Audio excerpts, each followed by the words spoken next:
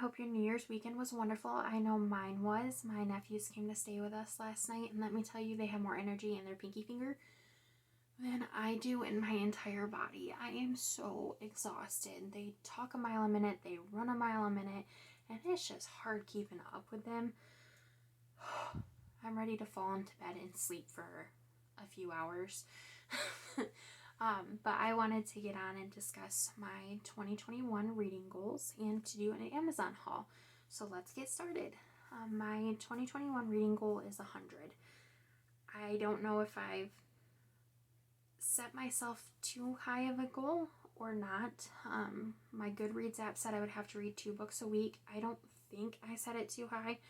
I know I will have no problem meeting that goal. I'm just wondering, life happens and things like that, and hopefully I can meet it. Like I said, I have no doubt, but if life intervenes, it may be less than 100, but I'm okay with that. But my goal is 100. I also have 2 other goals that aren't on my reading app. The first one is to read a recommended book by you or by anybody. I would really love to do that. And then to read a book that intimidates me.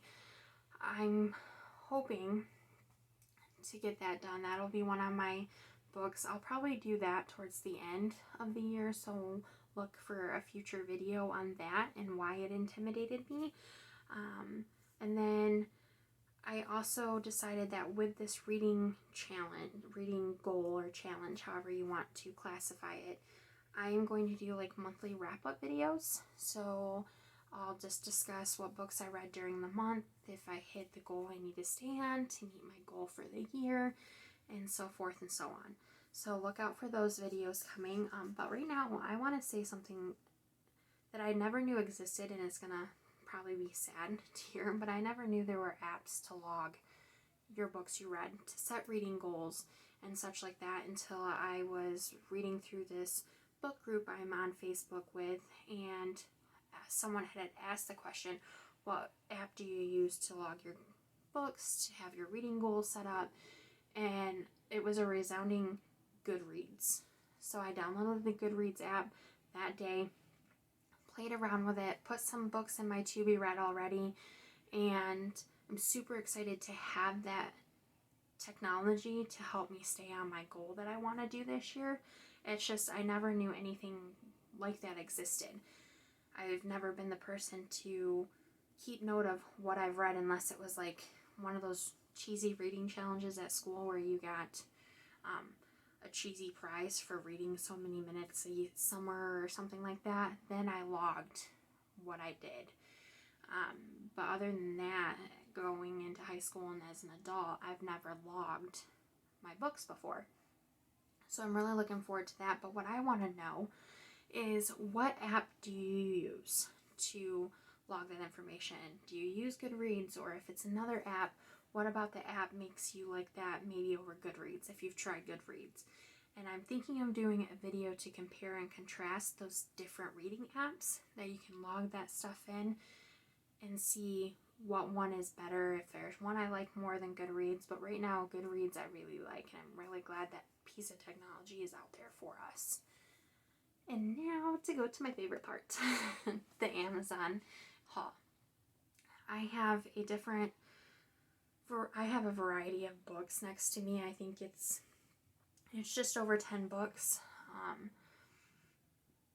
Some of them I read in high school, and I wanted to go back through and read. I'm not a person who likes reading a book as an assignment because I don't want to have to stop reading to answer a question. I don't want to have to only be able to read so many pages and stop because the teacher yells at you and says it's not fair when you read ahead of everybody else, because then your discussion of the section that was assigned to everybody will be based on what you read after that, which that's happened to me before, and I don't like it. So I'm not a big fan of reading a book for an assignment. So I ordered a couple books that I personally read in school, whether it be middle school or high school, to reread again as an adult with different views on concepts and such like that. And the first one is Of Mice and Men by John Steinbeck. I've already started reading it. I'm about halfway through. I had to stop and go with my mom to drop my nephews back off. And I'm really looking forward to reading that because, like I said, trying to read a book as a reading assignment to me is just, it's hard for me personally. I don't know about anybody else. I just don't like it. And I'm already seeing the book through different eyes now than when I read it back then. So I'm really happy with that. And the same is for this one, To Kill a Mockingbird by Harper Lee. I have not read this book since I read it in school. And that's super sad because I really liked it in school.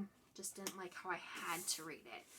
So I'm really looking forward to that. That might be my next one, but there is a book in this stack that I really, really want to read, and I think it's going to be my next one. I bought 6 Lisa Jackson books. I'm hooked on her and the thriller genre as a whole.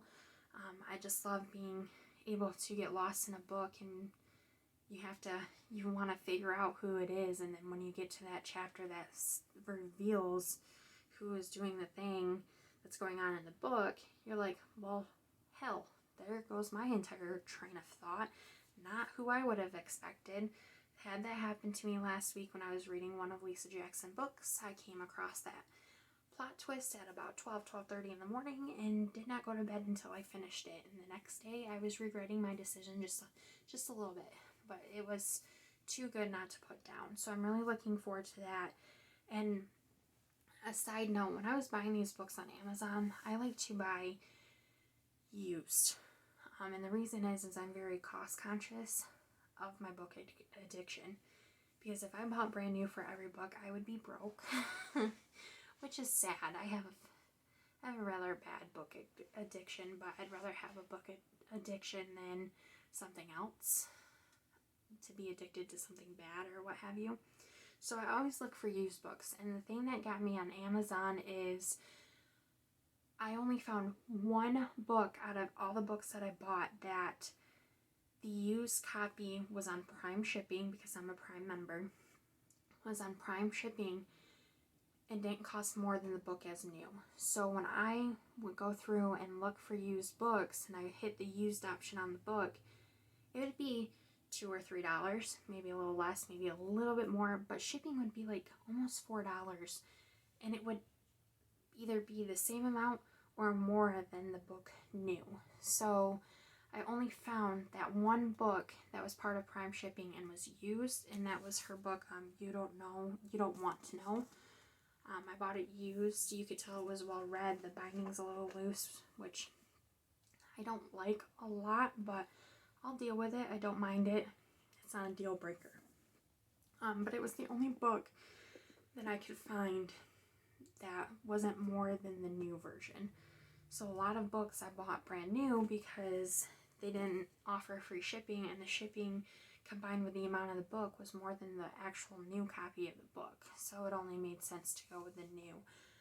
But her other books that I got are If She Only Knew, Unspoken, The Night Before, Backlash, and Final Scream. And I'm looking very forward to reading those and adding them to my to-be-read pile, which is growing and growing and growing as we speak. That's a common problem with us bookworms, is our to-be-read pile is always bigger than our read pile usually. So to find that common ground, I'm definitely going to be reading a lot. The book that I really want to read next is called The Last of the Moon Girls by Barbara Davis. I was just looking around for books under $10 on Amazon. Again, being cost conscious. And I just read the back cover of this book and got hooked, and I want to read it because it's about healers and kind of like that sci-fi fantasy kind of thing, and I'm a big fan of that. Twilight fan. Stephanie Meyer's the host. I really like that kind of genre. So I'm really looking forward to reading that, and I think I'm going to do a future video on it too, giving my thoughts and the review on it, and letting you know what I think. But I do want to know if anybody's read that book, and if so, what did you think about it? And I'm always up to discuss a book, so we'll see. The next one, I'm very embarrassed and I'm very sad that I have not read this book yet because I've heard wonderful, wonderful things about it. I just haven't gotten around, which is sad, to reading it. And I'm really looking forward to it. And that's The Book Thief. Like I said, sad that I have not read it. But I'm really looking forward to it. I've heard amazing things about this book, and like I said, I'm just upset and sad with myself that I have not read it yet. It is like the saddest thing book related that I could say, to me anyways, personally. It's always been on my to be read list. I hadn't bought it until I found it on Amazon in that price range I was looking for, and I went and I grabbed it up, and it'll be read closer to the beginning of the year. This one, The Outsiders, I have not read this book. I've watched the movie, and I am one of those readers that will always prefer the book over the movie. There's always going to be something in a movie that I don't like, especially if it's a book turned into a movie, like Twilight. I have my qualms with as movies. There's a part in the first Twilight book, so Twilight, that was not in the movie, and I really wish it would have been. I really wish it would have been, and that's when they're blood typing in biology, and Mike Newton walks Bella out of the classroom, and they run into Edward, kind of thing. I think that whole section of that book, of that, is integral to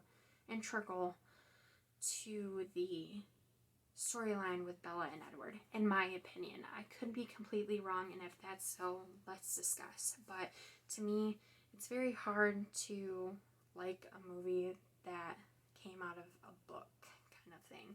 And I know they can't put every little thing from the book into the movie because it would be long, but still, some things I wish would be in there that aren't. So I'm very looking forward to reading The Outsiders because I've watched the movie several times. And I actually am thinking of doing a line of videos comparing and contrasting movies and their book counterparts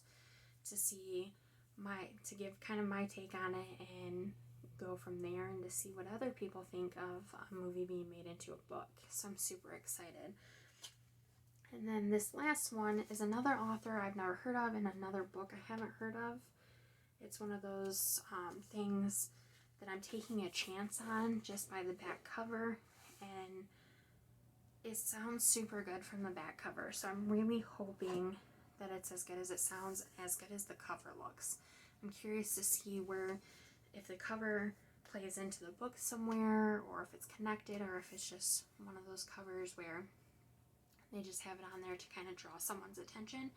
And I'm just looking forward to it. Like I said, it's not a book I've heard of. It's not an author I've heard of. It was one of those, we're going to take a chance on it just by the back cover writing. So hopefully, fingers crossed, I like it. If there's someone out there who has read it, I would love to know so I can get your take on it and we can discuss. But that's all I have. That's my Amazon haul. I'm really looking forward to reading all those books and to reading all the books I've had on my bookshelves already that I've already read. I don't mind reading a book again as long as it's good. But I just want to go through and say real quick that I am probably going to start by posting one video a week and going from there, depending on content availability and such like that. But for right now, I think I'm going to stick with one video a week until my editing skills get comfortable and my lighting is comfortable, and we'll go from there. Like, comment, subscribe, whatever. Comment your favorite books down below so I can get some recommended books, and we'll go from there. I hope you guys have a wonderful night, a wonderful week.